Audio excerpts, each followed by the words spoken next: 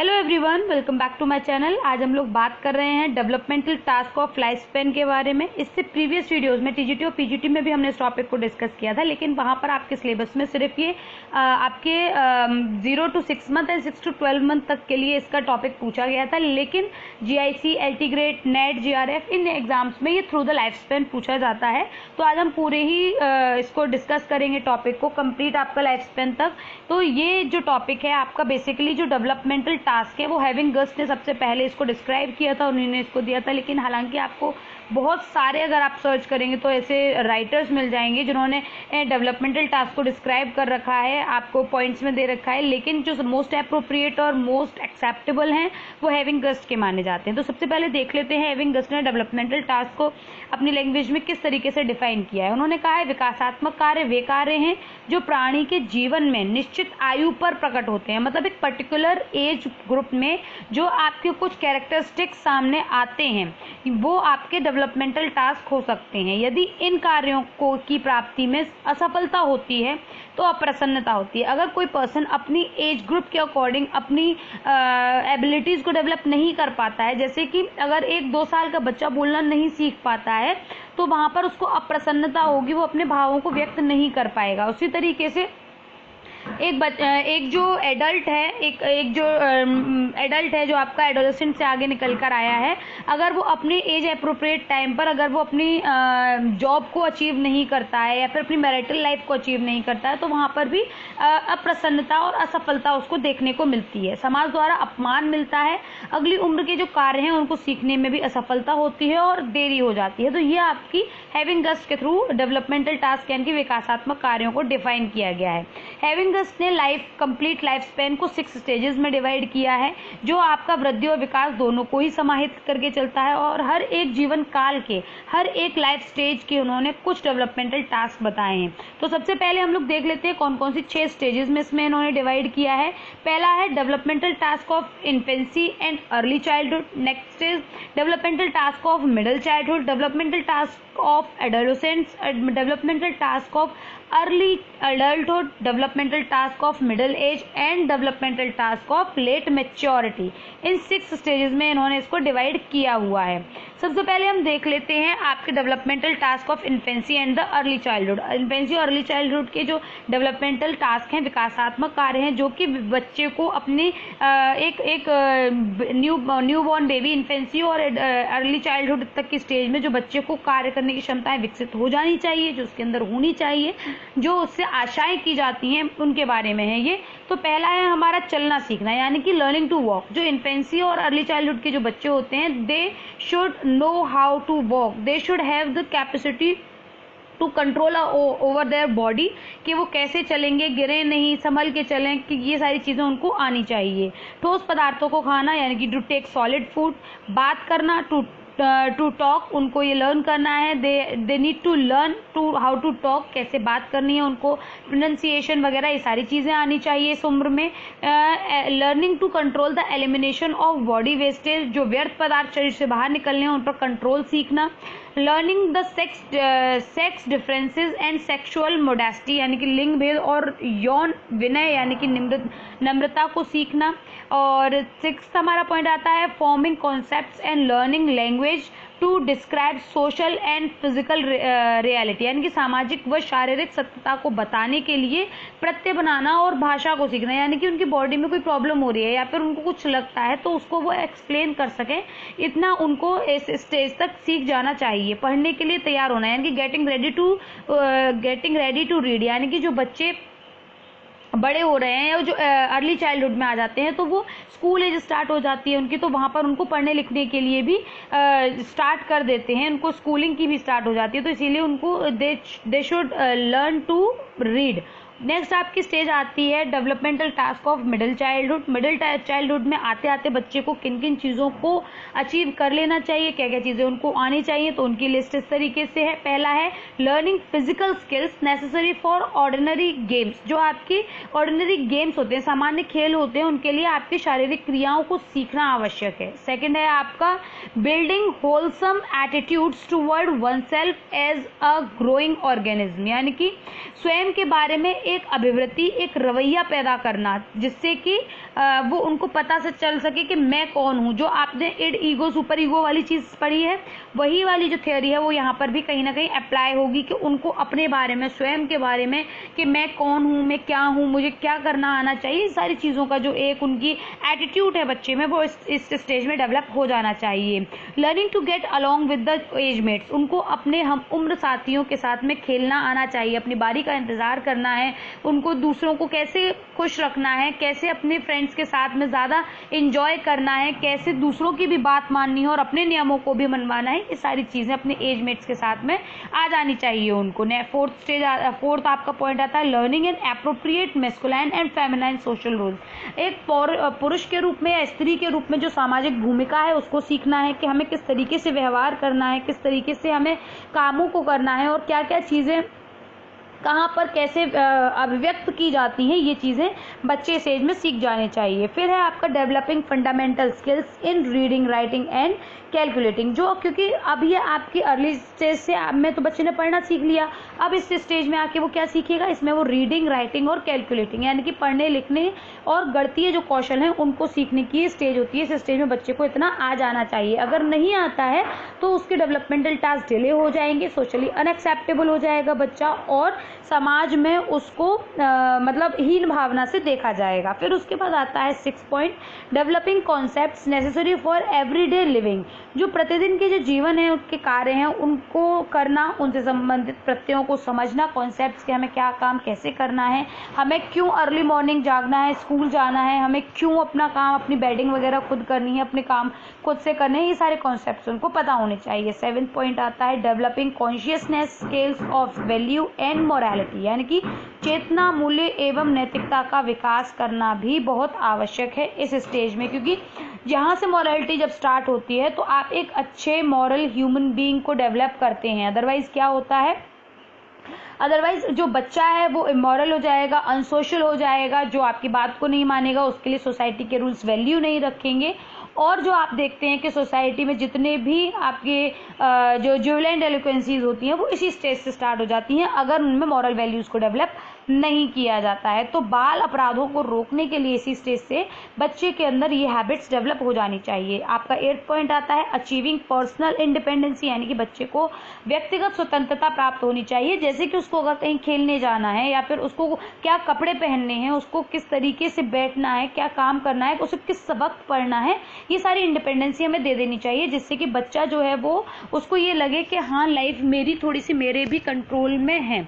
तो अगर हम इस स्टेज तक भी अगर बच्चों के ऊपर अपनी बातों को मनवाते हैं, अपनी बातें कहते हैं, उनको इम्पोज करते हैं, तो बच्चे के अंदर जो है इंफीरियरिटी कॉम्प्लेक्स आ जाता है। तो जो डेवलपमेंटल टास्क है वो इसमें यही कहता है कि बच्चे को इंडिपेंडेंस देना है, पर्सनल इंडिपेंडेंस भी उनको प्रोवाइड करना है। नेक्स्ट 9th पॉइंट आता है सामाजिक समूह एवं संस्थाओं के प्रति अभिवृत्ति का विकास करना, उनका एक एटीट्यूड डेवलप करना, सोशल आपके जो ग्रुप्स हैं, आपके जो इंस्टीट्यूट्स हैं उनके प्रति, जैसे कि आपके मंदिर, मस्जिद, गिरजाघर हो गए, इनके प्रति, आपके जितने भी सोशल फंक्शंस होते हैं उनके प्रति अगर बच्चा इसी टाइम पर कट ऑफ करना स्टार्ट कर देता है इन सब चीज़ों से, तो इसका मतलब वो एंटी सोशल बिहेवियर को ऑप्ट कर सकता है। क्योंकि जब बच्चे अपनी सोसाइटी में जाते हैं, उनके रूल्स को सीखते हैं, तो उनको पता होता है कि हमें ये करना है, ये नहीं करना है, ये एक्सेप्टेबल है, ये नहीं है।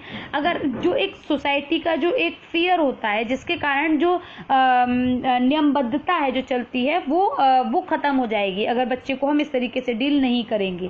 तो ये कुछ डेवलपमेंटल टास्क हेमिंगस ने बताए हुए हैं। अब नेक्स्ट आता है 6th point developmental task of adolescent, यानी कि एडोलेसेंट स्टेज में, यानी कि किशोरावस्था में क्या होने चाहिए। उसमें आता है पहला achieving new and more mature relation with agemates of both sexes, यानी कि चाइल्डहुड में तो बच्चा सिर्फ अपनी एजमेट्स, अपनी सेक्स के एजमेट्स के साथ में खेलता है, लेकिन एडोलेसेंट में ये लड़का लड़की के साथ, लड़की लड़के के साथ, मतलब दोनों सेक्सेस के साथ में ये खेलते हैं, अपने एजमेट्स बनाते हैं, अपने उनके साथ में रिलेशंस डेवलप करते हैं और ये एक मैच्योर रिलेशन को, परिपक्व रिश्तों का विकास करते हैं। यानी कि यहाँ जो दोस्ती होती है वो पक्की होती है, ज़्यादा ट्रस्टवर्दी होती है यहाँ पर, क्योंकि एक दूसरे को हम अपने फीलिंग्स के बेस पर, अपनी प्रायोरिटी के बेस पर सिलेक्ट करते हैं। नेक्स्ट आपका आता है अचीविंग अ मैस्कुलाइन और फेमिनाइन सोशल रोल्स। जो आपके पौरुषिक या फिर स्त्री के जो रोल्स हैं, जो उनके कर्तव्य हैं, उनको प्राप्त करना, सामाजिक कार्यों को सीखना, प्राप्त करना एडोलेसेंट स्टेज में आ जाना चाहिए कि हमें किस तरीके से, कहाँ पर कैसे रिएक्ट करना है। नेक्स्ट आपका आता है accepting one's physique and using the body effectively. अपने स्वयं की शरीर और बनावट को स्वीकार करना, उसे बेहतर रूप में प्रयोग करना। जैसे कि कई बार क्या होता है कि बच्चा ये सोचता है कि मतलब मुझे अपनी बॉडी पसंद नहीं आती है, मैं बहुत छोटा हूँ, मैं बहुत मोटा हूँ, मैं सांवला हूँ, या मैं काला हूँ, या मैं बहुत गोरा हूँ, या फिर मतलब मेरे बाल कम हैं, जो भी कॉम्प्लेक्सेस आते हैं बच्चे में, तो उसको अपनी फिजिक को एक्सेप्ट करना है और उसी को इफेक्टिवली यूज करना है कि किस तरीके से हम उसको रिप्रेजेंट करेंगे कि लोगों का जो अट्रैक्शन है, क्योंकि ये आप कितना भी आप मना कर लीजिए, लेकिन psychologically first impression is the best impression. जो हालो इफेक्ट होता है वो आपकी अपीयरेंस से आता है, तो वो हालो इफेक्ट के लिए ये चीजें, खुद में कॉन्फिडेंस होना भी बहुत जरूरी है, जो कि हम बच्चे को इस स्टेज पर, एडल्ट स्टेज पर डेवलप करवा सकते हैं। नेक्स्ट आपका पॉइंट आता है achieving emotional independence of parents and other adults. जो अपने अभिभावक और अन्य जो जन होते हैं उनसे स्वतंत्र संवेगों की प्राप्ति करना, यानी कि अचीविंग इमोशनल इंडिपेंडेंस, कि अगर वो कुछ कह रहा है, उसे कुछ फील हो रहा है, तो that adolescent should be allowed to express his feelings. उसको क्या फील हो रहा है, वो क्या महसूस कर रहा है, उसे क्या चाहिए, उन चीज़ों को समझने के लिए भी बहुत ज़रूरी हैं ये सारी चीज़ें। तो कहीं ना कहीं जो हैविंग गस्ट है, उन्होंने सारे ही एस्पेक्ट को यहाँ पर कवर करने की कोशिश की है। उन्होंने न केवल सोशल, न केवल इमोशनल, फिजिकल, आपका जो आपके आर्थिक स्थिति है, इकोनॉमिकल, इन सभी एरियाज में डेवलपमेंटल टास्क को फोकस किया है। नेक्स्ट आपका आता है, देखिए आपका आ गया आर्थिक वाला भी, preparing for marriage and family life, preparing for an economic career. जो आपके आर्थिक, वैवाहिक या फिर पारिवारिक जीवन है, उसके लिए भी बच्चे को हमें तैयार करना है। एडोलेसेंट स्टेज आपकी बिल्डिंग स्टेज होती है, यहीं से आपके पिलर्स डेवलप होते हैं कि आपको क्या करना है, कहाँ से करना है, किस तरीके से आप अपने करियर को बनाएंगे, आप अपनी जो मैरिज लाइफ है उसको कैसे प्रिपेयर करेंगे और कैसे अपनी फैमिली लाइफ को बिगिन करेंगे। ये सारी चीज़ें भी इस स्टेज में बच्चे में आ जानी चाहिए। अब हम बच्चा तो नहीं कह सकते, बट एक एडोलेसेंट को कह सकते हैं। नेक्स्ट आपका 6 पॉइंट आता है acquiring a set of values and an ethical system as a guide to behaviour developing and ideology. मूल्यों, नैतिक प्रणालियों को विचारधारा से सीखना अथवा उनको विकसित करना भी इस आयु वर्ग के लिए आवश्यक होता है। 7 पॉइंट आपका आता है desiring and achieving socially responsible behaviour. सामाजिक रूप से स्वीकृत व्यवहार सीखने की इच्छा को बच्चों में पैदा करना। नेक्स्ट आपका आता है डी पॉइंट, जिसमें developmental task of early adulthood दिया गया है। एक साथी का चुनाव करते हैं इस स्टेज में, यानी कि जो मैरिज लाइफ है वो स्टार्ट होती है, सिलेक्टिंग अ मेट। फिर उसके बाद आता है अचीविंग अ मैस्कुलाइन और फेमिनाइन सोशल रोल। जो आपने देखा कि लेट चाइल्डहुड से ही स्टार्ट हो गए थे कि आपको समाज में जो स्त्री और पुरुष की भूमिकाएं हैं उनको किस तरीके से निर्वाह करना है, उनको एक्सेप्ट करना, उनको प्राप्त करना इस स्टेज में, अर्ली एडल्टहुड में आ जाना चाहिए। जीवन साथी के साथ में रहना सीखना, यानी कि learning to live with a marriage partner, जिसके साथ में विवाह हुआ है, जिसके साथ में आपका पार्टनरशिप है, वो उसके साथ में किस तरीके से रहना है, डील करना है, उनकी क्या प्रॉब्लम्स है उनको समझना, ये सारी इस स्टेज में आ जानी चाहिए। फिर है starting a family, rearing a child, managing a home, getting started in an occupation, taking on civic responsibilities, यानी कि नागरिक जिम्मेदारियां भी लेना कि हमें ये करना चाहिए, ये नहीं करना चाहिए, कूड़ा कहाँ डालना है, हमको अननेसेसरी वाटर हमें नहीं फैलाना है। तो ये सारी चीज़ें जो नागरिक की एक जिम्मेदारी होती है कि कहीं पर कुछ गलत हो रहा है तो वहाँ पर उस चीज़ को रोकने का प्रयास करें, पुलिस को इन्फॉर्म करें। ये सारी चीज़ें इस स्टेज तक डेवलप हो जानी चाहिए। ये जो विकास है ये आपका पढ़ने लिखने, स्कूल के थ्रू, आपके पेरेंट्स के थ्रू, आपके फ्रेंड्स के थ्रू, आपके टेलीविजन पर आने वाले एडवर्टाइजमेंट के थ्रू हम लोग इनको डेवलप कर सकते हैं। नेक्स्ट है आपका फाइंडिंग कॉन्जेनियल सोशल ग्रुप, यानी कि प्रतिकर समूह की खोज करना, यानी कि जो आपके एक जैसा है, जिसके साथ में आप अपनी प्रॉब्लम्स को शेयर कर सकते हैं, क्योंकि इस वाले स्पेन में आपकी लाइफ स्टेज जो है वो एक्सपेंड हो रही होती है और बहुत सारी जिम्मेदारियां होती हैं, पैसा कम है, फैमिली एक्सपेंड हो रही है, खर्चे ज़्यादा हैं, तो उसमें आपको एक ऐसे एक प्रतिकारक समूह की आवश्यकता होती है जो आपकी बातों को समझे और आपको सही गाइडेंस दे। ई ऑप्शन आपका नेक्स्ट आता है point, developmental task of middle as. Middle age में जो है वो achieving adult civic and social responsibilities, जो भी आपकी नैतिक और सामाजिक जिम्मेदारियां हैं उनको अचीव करना। Establishing and maintaining an economic standard of living, यानी कि आर्थिक स्तर के अनुसार अपने जीवन को स्थापित करना, उसको बनाए रखना, यानी कि उनको पता होना चाहिए कि हमारी कितनी चादर है, हम कितने पैर फैला सकते हैं। ये जो अर्ली ये जो आपकी स्टेज है मिडिल एज, इसमें ये सारी चीज़ें डेवलप हो जानी चाहिए। एटलीस्ट इस स्टेज में आके एडोलेसेंट्स वाली हरकतें लोग नहीं करेंगे और आई थिंक करते भी नहीं है, जिसमें कि आप अपनी इनकम ज़्यादा एक्सपेंडिचर्स पर फोकस करते हैं। किशोरों जिम्मेदार व सुखी जीवन के लिए मार्गदर्शन करना। किशोरों का यानी कि जो आपके assessing teenager children to become a responsible and happy adult, क्योंकि मिडिल एज में आते आते आपके पास इतने सारे एक्सपीरियंसेस होते हैं कि जो आपके न्यू आपके टीनेजर्स होते हैं, आप उनको अपने एक्सपीरियंस शेयर करते हो, उनको गाइड करते हो, उनको असिस्ट करते हो उनकी रिस्पॉन्सिबिलिटीज के लिए और एक हैप्पी एडल्ट डेवलप करने के लिए कि भाई हमने ये गलतियां की हैं, आप ये गलतियां मत करना। ये चीजें इस स्टेज में सिखाई जा सकती हैं। नेक्स्ट है आपका developing adult leisure time activities. जो एडल्ट्स हैं उनके पास में लीजर टाइम एक्टिविटीज वो क्या डेवलप करें, जैसे कि आपकी जो भी उनको गार्डनिंग पसंद है, उनको म्यूजिक सुनना पसंद है, उनको अगर कहीं घूमने जाना पसंद है, बुक्स रीडिंग पसंद है, डांस पसंद है, सिंगिंग पसंद है, तो वो सारी लीजर टाइम एक्टिविटीज को भी डेवलप इस स्टेज में कर सकते हैं। नेक्स्ट आपका आता है relating oneself to one spouse as a person. जो अपना आपका स्पाउस है, जो आपका पार्टनर है, जो आपका बेटर हाफ है, उसके साथ में उसकी प्रॉब्लम को समझना, उसके साथ में कोऑपरेट करना, अपने को अपने जीवन साथी के साथ में जोड़ना बहुत ज़्यादा ज़रूरी हो जाता है इस स्टेज में, अदरवाइज कॉन्फ्लिक्ट डेवलप होते हैं और डाइवोर्स जैसे केसेस देखने को मिलते हैं। नेक्स्ट है आपका accepting and adjusting to the psychological change और मिडिल एज। जो मिडिल एज होती है, इस उम्र में नागरिक परिवर्तनों को स्वीकारना और उनके साथ में समायोजन करना, यानी कि जो भी उनके साथ में चेंजेस आ रहे हैं, क्योंकि फैमिली एक्सपेंड हो रही है, खर्चा बढ़ रहा है, काम बढ़ रहा है, खुद के लिए समय नहीं निकाल पा रहे हैं, आप अपने पार्टनर को समझ नहीं पा रहे हैं, तो ये जो साइकोलॉजिकल स्टेट होती है उनमें चेंजेस लाना और उनके साथ उनको एक्सेप्ट करना, एडजस्ट करना बहुत बड़ा टास्क हो जाता है as a developmental task. Next है आपका adjusting to the ageing parents. जो आपके बुजुर्ग अभिभावक होते हैं, माता पिता होते हैं, उनके साथ में समायोजन, क्योंकि इस स्टेज में क्या आ जाती है, सैंडविच फैमिलीज हो जाती हैं, क्योंकि पेरेंट्स हैं और आप खुद हैं और आपके बच्चे हैं, तो इन तीनों के बीच में जो पिसता है वो अभिभावक अपने जो आपके मिडिल एज के जो पेरेंट्स होते हैं वो ज़्यादा परेशान रहते हैं, क्योंकि जो आपके एडल्ट एजिंग जो पेरेंट्स हैं, जो आपके बुजुर्ग लोग हैं, उनकी सोच अलग होती है और न्यू आपके जो बच्चे होते हैं, ऑफस्प्रिंग्स होते हैं, उनकी सोच थोड़ी अलग होती है। तो इस कारण से इस स्टेज को आपकी सैंडविच स्टेज भी कहा जाता है, जिसमें पेरेंट्स को समायोजन करना होता है अपने अभिभावक के साथ में भी और अपने ऑफ स्प्रिंग्स के साथ में भी। नेक्स्ट आपकी लास्ट स्टेज है developmental task of late maturity, जिसमें आपको एडजस्ट करना होता है, adjusting to the decreasing physical and strength and health. जो आपकी घटती हुई शारीरिक क्षमता और स्वास्थ्य है उसके साथ में समन्वयन करना। उसके बाद है adjusting to the death of a spouse, जो आपके जीवन साथी की मृत्यु हो चुकी है उसके साथ में आपको एडजस्ट करना है। Adjusting to the retirement and reducing income, जो आपकी पैसे की कमी हो रही है क्योंकि रिटायरमेंट हो चुका है, धन की कमी हो रही है, उसके साथ में एडजस्टमेंट करना सीखना।